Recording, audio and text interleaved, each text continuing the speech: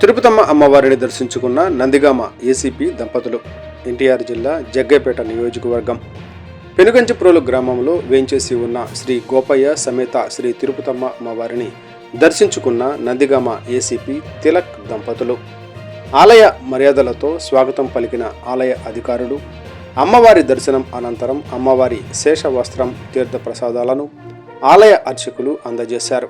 ఈ కార్యక్రమంలో Jaggayyapeta CI Venkateswararao, Penuganchiprolu SI Arjun మరియు సిబ్బంది పాల్గొన్నారు.